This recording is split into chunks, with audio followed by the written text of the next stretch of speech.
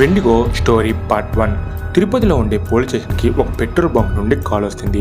ఆ బంక్లో పనిచేసే వాళ్ళు పోలీసులతో, మా పెట్రోల్ బంక్లో నైట్ 8 గంటలకి ఒక వ్యక్తి లారీని పార్క్ చేశాడు, కానీ ఇప్పుడు ఆ వ్యక్తి కనిపించలేదు అని చెప్తారు.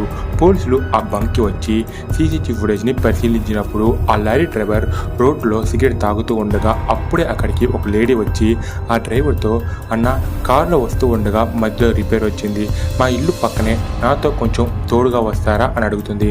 ఆ డ్రైవర్ కూడా ఆ లేడీతో పాటే వెళ్ళినట్లుగా ఫుటేజ్లో కనిపిస్తుంది. పోలీసులు ఆ బంక్ చుట్టూ ఉన్న ప్లేస్ని పరిశీలిస్తూ ఉంటారు. అప్పుడే పోలీసులకి ఒక పొలం దగ్గర ఆ డ్రైవర్ యొక్క డెడ్ బాడీ కనిపిస్తుంది. ఆ డ్రైవర్ డెడ్ బాడీ చాలా దారుణమైన పరిస్థితిలో ఉంటుంది. అలాగే తన హార్ట్ కూడా మిస్ అయి ఉంటుంది. పోలీసులు ఆ పొలంలో ఉన్న సీసీటీవీ ఫుటేజ్ని చూస్తారు. కానీ ఆ ఫుటేజ్ని చూసిన పోలీసులకి పెద్ద షాక్. ఆ లేడీ ఈ డ్రైవర్ని ఈ పొలం దగ్గరికి తీసుకుని వస్తుంది. ఆ డ్రైవర్ చూస్తుండగానే ఆ లేడీ ఒక్కసారిగా వెండిగో అని పిలువబడే ఒక మృగాలా మారి ఆ డ్రైవర్ని చంపి తన హృదయాన్ని తినేసి పారిపోయింది. ఇంకా ఆ లేడీ సిటీలోనే తిరుగుతూ ఉంది. అసలు ఎవరు ఈ వెండిగో?